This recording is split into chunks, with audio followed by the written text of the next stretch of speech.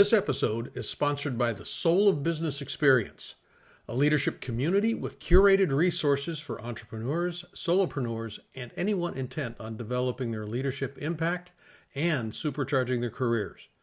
For more information, check the podcast webpage or show notes. Hello, and welcome to another episode of The Soul of Business with Blaine Bartlett. My guest today, Doug Stephens, is somebody that people call the futurist that futurists follow. And I'm going to come back to that in just a minute here. The future is always happening. There's no question about that. I founded my company in 1987, and the name of the company is Avatar Resources. And the word avatar is a Sanskrit word that means the physical embodiment of an idea or an ideal. So when you think of the physical embodiment of an ideal, oftentimes you can think about it in historical religious terms. You know, Christ is an avatar, Buddha was an avatar, those sorts of things. The business is an idea in physical form. Now, the idea is the one that I want to have our conversation organized around, because the physical form is where we get lost. And the physical form of the edifice that we create, we think is the business, and it's not.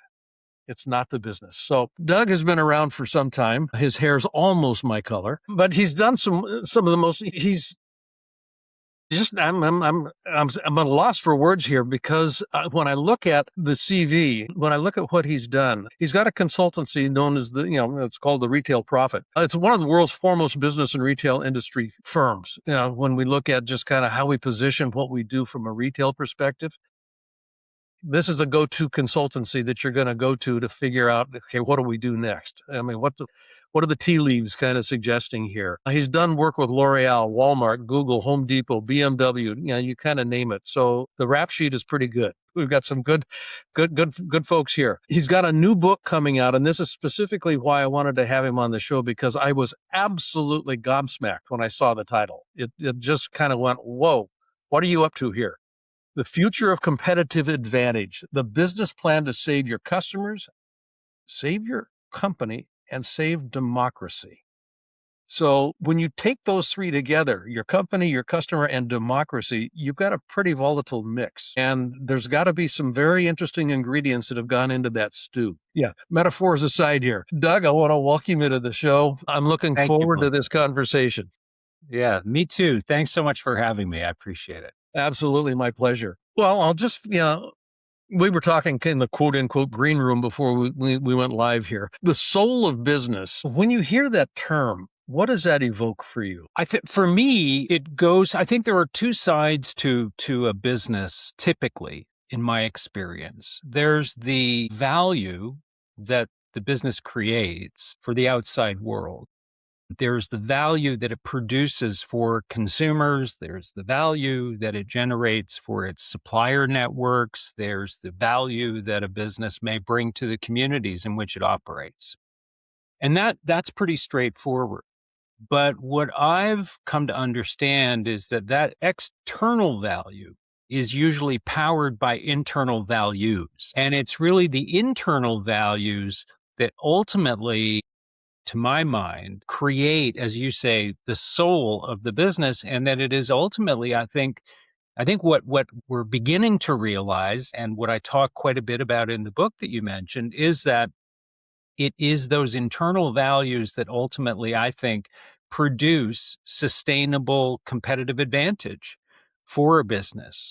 And all too often, I think what we're seeing today is that those values in many businesses have been corrupted, and businesses have really and truly lost their way. And that ultimately begins to seep out through the cracks in the walls of a business and begins to become apparent to consumers and to suppliers and to communities of operations. Again, to me, the soul of a business is the values by which it operates. That could not be better stated. It truly is. There's, as far as I can tell, there's two kinds of values that show up in most organizations. One are the espoused values, the ones that you'll see as artwork on the walls. Yeah.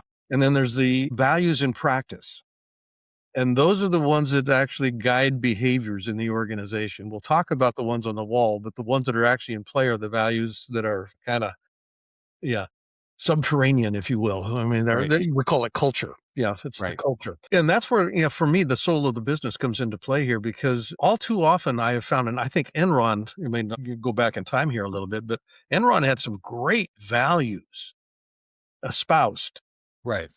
But the way that the business was conducted, and you talk about corruption, the corrupted business model, the corrupted business practices, where do you, how would you define what those corruptive dynamics are today? Yeah. So, I think that what overtakes many companies, let me back up. When we look at how many businesses are formed, you go to the genesis of many businesses, there's usually some sort of there's a clear founder's energy. The founder is starting the business. Oftentimes, not always, but oftentimes there's sort of a David and Goliath mentality. It's the small business that sees an opportunity to change the paradigm in an industry, to deliver greater value to consumers somehow, or to simply disrupt. And so they come into the market with a very clear sense of purpose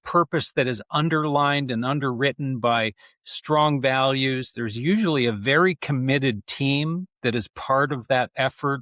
There's a tremendous sense of trust and loyalty within the team. The founder treats everybody as a tribe with equal fairness in bringing that proposition to market. Over time, however, the company grows, it scales, perhaps it goes public. Now, all of a sudden, we have shareholders that are beating at the door, demanding returns. The organizational energy begins to turn away from the consumer. The organizational energy moves away from the front lines, it gets tied up in more administration. The pressure to produce numbers takes over. And all of a sudden, those trusting, fair relationships that we had built with our suppliers, with our communities of operation, with our employee teams, they begin to be sacrificed in the interest of next quarter's report. And I think that for me is where, it often begins to fall apart. And that's where companies really begin to lose their moral compass in servitude to the market. Milton Friedman famously said, back in the late 60s, the purpose of business is to produce a profit. Right. And that was taken as gospel, I think. For me, in the work I've done in the last 40 plus years as a consultant, and I've had some fascinating clients that I've worked with. The ones that have been most successful are the ones that eschewed that mantra and actually looked at something a little bit different. And I remember some of the work I did with Nokia back in the beginning in the 90s, late 90s. I worked with them for about 12 years as an external consultant. Nokia is about 140 years old, I think, somewhere in that neighborhood as an entity, as an organization. But they started out, lumber. They were a timber company. They are the quintessential phoenix. They keep collapsing and rising, collapsing and rising. But what I was struck with in the time that I was working with them was that their they saw the business as a mechanism by which they could uplift the experience of being alive on the planet for the people that they were touching, the people that they were operating. That they're the stakeholders, in the broadest sense of that word. So the purpose of business was to uplift the experience of being alive on the planet. And a lot of the conversations we had internally with the leaders in the organization were, how do we delight our customers? How do we actually, and I think Steve Jobs did this, really focused in a masterful way with Apple. How do we delight the customer? I've still got the box of the first iPhone, iPhone 1. I was absolutely, and I was working with Nokia at the time. I was blown away by the packaging. I know, yeah. You did, yeah. You really didn't want to throw it away. Yeah, it's kind of true, like, and I do. I've got the box in my credenza over here. I've got what's in here. If what's in here is as good as the box seems to be, I'm golden. So how do I feel about me when I'm in the presence of your product or service is kind of the metric that came into play. When you're looking at the work that you do with your clients, particularly in the retail space, which is incredibly volatile today, where does that sense of the purpose of business is to make a profit or the purpose of business is to delight Where's the demarcation, and how do you see that actually playing out? Oftentimes I think I think they're inseparable ideas. Thank you. First and foremost, I believe they're inseparable ideas. I think that the problem is that as management, as leadership, and certainly as markets, we tend not to like things that we can't draw a straight line to on a balance sheet, right? The way you can a headcount reduction or, 50 closed locations or a tightened assortment of products. Those are things that the accountants love because there's a very clear line to profitability with those line items. When we get into things like culture, treating my employees with respect, delighting my consumers, creating magical experiences. These are words that your accounting department just absolutely detests because they're squishy. They're not, there's no clear payback the way you might find with some of these other things. So I think that it's a bit of a bet. You need to have a belief system that says, look, if my consumers leave, with their minds blown, ultimately they're going to want to do that again and again and again. And that is what will keep them coming back for that next iPhone, to experience that unboxing over and over again. Interestingly, though, too, you mentioned Milton Friedman. And in the book, I actually talk about Milton Friedman quite a bit because it was a real turning point. Milton Friedman's influence on the market was a definite turning point in terms of some of the things that we are talking about. And he, this thinking that, the shareholder, the only commitment of the organization should be to shareholder primacy. Shareholder returns are all you should be concerned about. You shouldn't be concerned about the livelihoods of your employees or the treatment of your communities of operation. And God forbid you should think about the environment, but you should deliver shareholder returns come hell or high water. And interestingly, that not only created a new ethos among political leadership. I mean, we saw leaders like Reagan and Thatcher, and here in Canada, Brian Mulroney, they latched on to that thinking. But it also created a new kind of CEO. And I talk quite a bit in the book about Jack Welch. And interestingly, I'm going to go full circle here. So bear with me, Blaine. Yeah. Interestingly, when you look at General Electric, David Gels wrote a brilliant book called The Man Who Broke Capitalism. Yep. It was a book about Jack Welch. And in the book, he talks about General Electric in 1953. And he said, when you look at a shareholder report for General Electric in 1953, it's quite startling in the sense that, and General Electric at that point, to be clear, one of the preeminent corporations, tremendous innovator of products, tremendous research and development capabilities, just an exemplar of what a great corporation looks like. So their 1953 report basically says, it starts off by bragging about how much they pay their employees. Mm-hmm. It starts off by saying, we proudly pay all this money and wages to our wonderful employees, and that allows our employees then to have, prosperous, gainful lives. Oh, and by the way, we pay all this money to our suppliers, and that enables our suppliers to pay their people very, very well. And we invest all this money in our business and research and development, and the creation of these great products. And then almost as a, the small print at the end, it says, oh, and by the way, we pay a fair return to shareholders. That was 1953. Yeah. By 1981, the Chicago School of Economics and Milton Friedman, that ethos had sort of seeped into the market, well into the market by that point. Jack Welch was now running General Electric. And what you see is a complete diametric turnaround where all of a sudden Welch is doing anything and everything he can to make that number, even if it includes, financial sleight of hand, right? Taking money from GE Capital and, putting it under GE, trying to make the numbers look good. Whatever it took, he would deliver that number. Jack Welch, in his 20 years with General Electric, let 250,000 people go, right? It's like the population of St. Petersburg, Florida, gone under Jack Welch. He acquired two companies a month under his reign over the period of 20 years, two different companies a month, and he was spitting companies out the back end just as quickly. In that 20-year span that Jack Welch ran General Electric, he literally ran the company, unbeknownst to anyone because they were making the numbers. He drained the company dry of all of its innovation capabilities, of all of its talent, of all of its culture.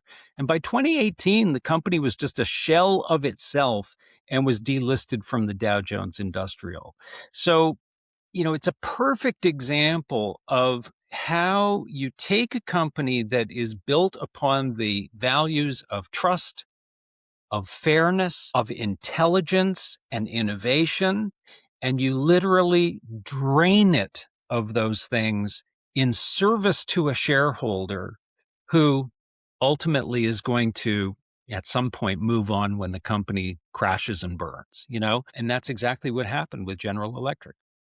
I could not think of a better example of the divorce that is experienced from the soul of the business and the Exactly. consequence of that, not only for the company as a shell, as an edifice, as an abstraction, but for the people inside, 250,000 people, and the disruption in terms of who am I, where do I belong? Those questions come into play. I was on a panel with Al Dunlap. Remember Al Dunlap? Chainsaw Al. The name is very familiar. Yeah, corporate raider, Carl Icahn, Al Dunlap, Okay, they all yes. kind of ran in the same circle at that point in time.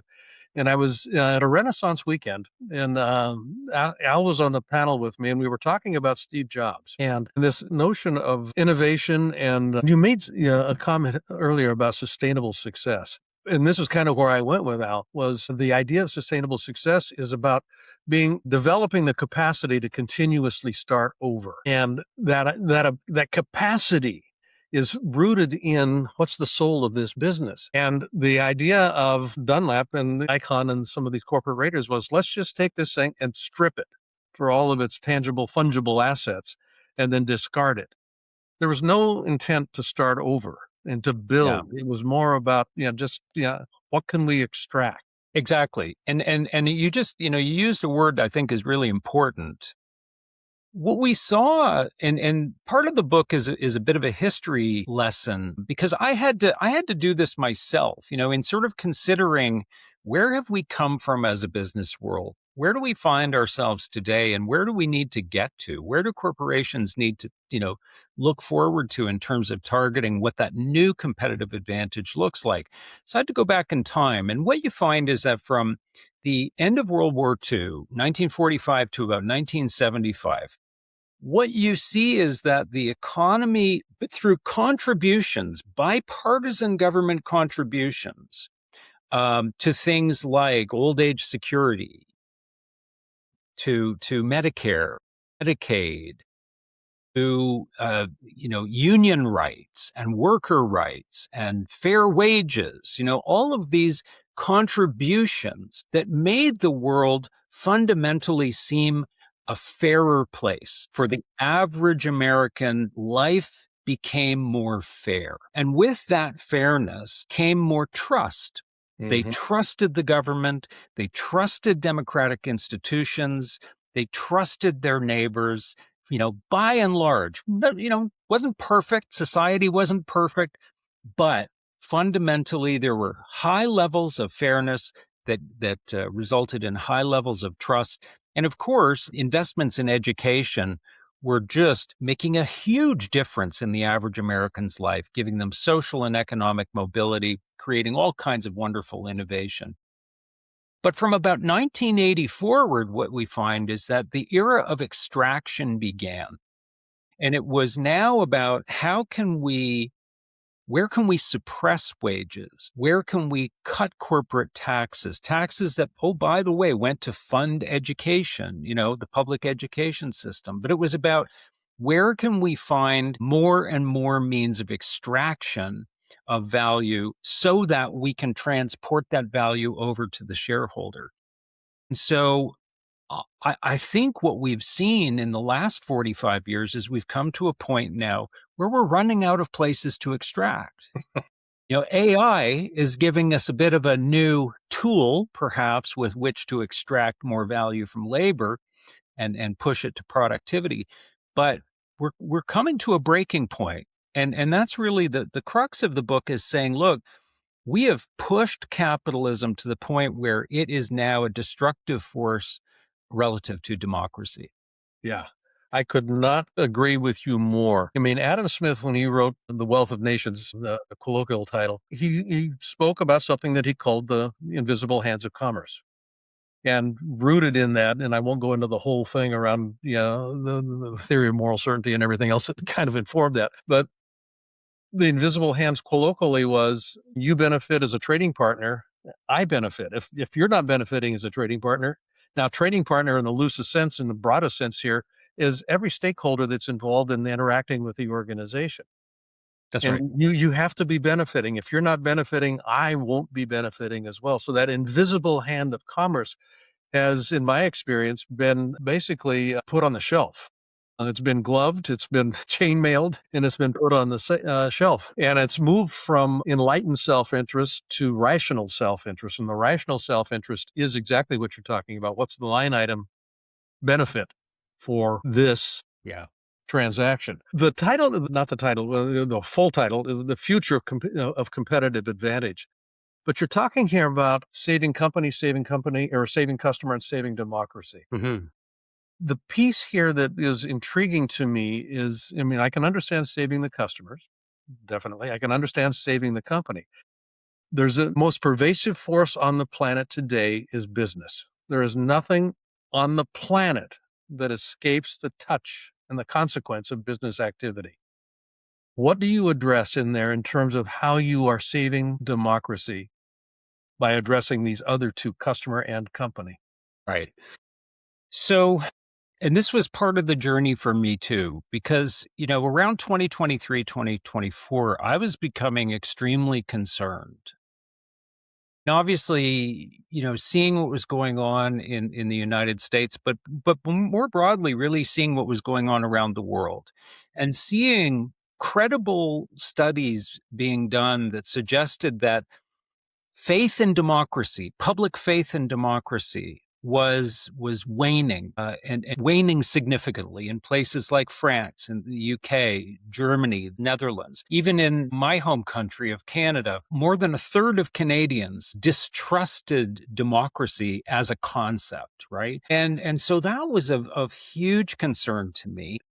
So I started looking into this idea of, what is business's dependency on democracy? What would business gain from being in, under democratic rule? And the connection is quite significant. I mean, from basic things like rule of law, property rights, anti-corruption legislation, fair markets and fair rules of play within markets, all those things that even on a day-to-day basis, every business in North America depends on that sort of level and understood playing field, right? Where a government official can't just knock on your door and say, you have to go out of business so that my cousin can take over your location. Yeah. Which happens in some countries around the world, does. right? Where, you don't get displaced by just a set of oligarchs that run everything in the country. So there's a dependency on the part of business toward democracy. But at the same time, I wasn't hearing businesses speaking up. I wasn't hearing business leaders stand up in defense of democracies. I wanted, as part of this journey, to understand what was it that really led us to where we got to. And it was this extraction, as you so nicely put it, this extraction of fairness from the economy. Whereas in 1950, you had productivity growing, but wages were growing with it. And as the country became more prosperous, so too did the workers that were generating that productivity. By 1980, it was a different picture. All of a sudden, you saw ramp-ups in productivity, and you saw a flattening of wages and the gains of that productivity going almost exclusively to the wealthiest Americans, shareholders, and to corporations in the form of tax cuts. So the world became decidedly less fair. And as a consequence, people became decidedly less trustful of every government institution, of business, of their neighbors, of their communities. And that ultimately, in combination with declines in the education system, because democracy requires people with critical thinking, right? When you put all of that together, those were the things that were leading us into declining democracies. What is interesting, and this is where I kind of come to the payoff in the book, is that when you look at those pillars of trust and fairness and intelligence, they are precisely the same pillars that generate outsized business performance. When businesses truly embody those values, when a business is trusted by its employees and its vendors and its consumers and unions and communities of operation, that is just like grease in the gears of the machine, right? Everything runs more smoothly. And you build that trust by establishing values that are fair. And I use the word fair, not equal, because equal is a word that, can drain the blood out of a CEO's face when you say it. But fairness we can relate to, right? Fairness means I get what I deserve and you get what you deserve based on the work that we're putting in or what we're bringing to the table. That we can understand. So when you have fairness in an organization, and if you look at an organization like Costco, for example, Jim Sinegal has always paid his workers about 40% more Love Jim. than Walmart employees, right? Yep. He has given them tremendous benefits programs, great paid benefits, great work environment. And he was under pressure for years from the market saying, you got to cut these wages, man. You got to, jack up profits and cut those benefits. You got to be more like Walmart. And Senegal said, absolutely not, because this isn't charity. It's not altruism. This is good business. It's a good right? business. Yeah. And when you look at the numbers, I've just got some of the numbers here. Annual staff turnover at Costco is 8% compared to Walmart's 70%. Revenue per employee, $800,000 per employee compared to Walmart's $300,000 per employee. Compounded annual revenue growth over the last 15 years, 9% at Costco versus 3% at Walmart. Fairness pays off, and it creates trust, which also pays off. Just ask Warren Buffett how, what the return on trust is. And then when you couple that with an educated, skillful workforce, you create a company that is absolutely unbeatable. Yeah. Book over my shoulder here, Compassionate Capitalism, A Journey to the Soul of Business. I use Costco as one of the exemplars of what a compassionate company can look like. And Jim was actually, as a compassionate leader, how do you do this? And it's not about soft and fuzzy. You got to make some really hard decisions, and you've got to stand in Warren Buffett talked about the cauldron. You've got to stand in the cauldron. You've got to be steeped in, this. So I love this conversation, Doug. I could continue this for a long time. I really could. Well, Blaine, we've thought about these things in soft terms. I think we've thought about things like, trust. Yeah, trust is important. Every company should be trusted, and that's really about our products and our reputation and fairness. Yeah, we pay people fair wages. And so these have always been sort of words that we have thrown around. But I think what I tried to show in the book, and it consummates with a business plan. It's literally like a 15-page business plan of all these line items that you can go through and incorporate into your business. But what I've tried to prove is that these are in no way, shape, or form soft ideals. These are shrewd business practices. They require tremendous discipline. And as you say, you have to be willing to stand in the breach and look at the market and say, no way. I am not going to make cuts to this because this is literally our competitive advantage. That's the key. And for me, that is the soul of business. The soul of business represents the unique competitive advantage of any organization. And if you are not connected to that, you lose your competitive advantage. Yep. Just by definition. In a All nutshell. of a sudden, now you're a commodity. So if it's so simple, why is it so hard to do, right? But it requires courage in a lot of cases. And and let's face it, the other thing too, if we're being honest about it, is that the compensation packages for CEOs today they're crazy. Are oriented toward precisely the wrong sources. Most of their compensation is stock or options. And so, you get this situation where a CEO will come in. Their mission basically is to pump the stock for 3 years, and then the revolving door swings them out and brings someone else in to keep the music going, but it's really not any longer about, raising the livelihoods of the people that work in the business, sharing prosperity and wealth with communities of operation. It's not about those things. It's about markets, but it's not sustainable. And we're hitting that wall over and over again today. And so that's why I think a new day is dawning. We just need a roadmap to get there. I love this. And it sounds as if you've got a business plan that can help accomplish that. I would like to think so. Yeah. It's extremely straightforward, and it'll work for any business, large or small. The title of the book is The Future of Competitive Advantage, a business plan to save your customers, your company, and democracy. I absolutely don't just encourage you, I insist that you go get a copy of it, particularly if you are running a business as an entrepreneur, solopreneur. You can't afford not to pay attention to the stuff that Doug is talking about right now. This is the future. This is the future. So, Doug, like I said, I could continue this conversation for some time. I found a member of my tribe, and I just love this conversation. We shall meet again. I have every confidence. Where can people find out more about the book, about you, about Retail Profit, your company, that sort of thing? Sure thing. Yeah. So retailprofit.com, that's the mothership. From there, you can certainly order the book if you wish at your favorite bookstore. I also have now, I've begun writing on Substack as well. And I'd love people to join me on Substack, and you can count on usually about a weekly article, essay, and or audio blog there. I will be subscribing this afternoon. Wonderful. Wonderful. Thank you. And by the way, Retail Profit is spelled Prophet. Yes. Retail Profit. Yes, sir.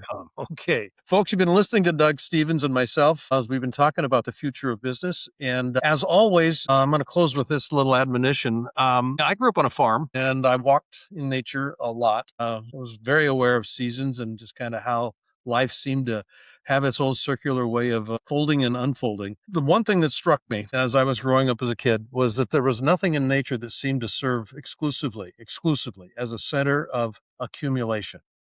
Everything eventually became a center of distribution in some way, shape, or form, and it fostered new growth. So my invitation and my admonition to you is act as if you're a part of nature, because you are. Find a way in your life to be a center of distribution, not a center of accumulation, and I think you'll find your life works a whole lot better. And so does your business. So thank you for listening, and I will see you on the next episode of The Soul of Business with Blaine Bartlett. Take care. This episode is sponsored by the Soul of Business Experience, a leadership community with curated resources for entrepreneurs, solopreneurs, and anyone intent on developing their leadership impact and supercharging their careers. For more information, check the podcast webpage or show notes.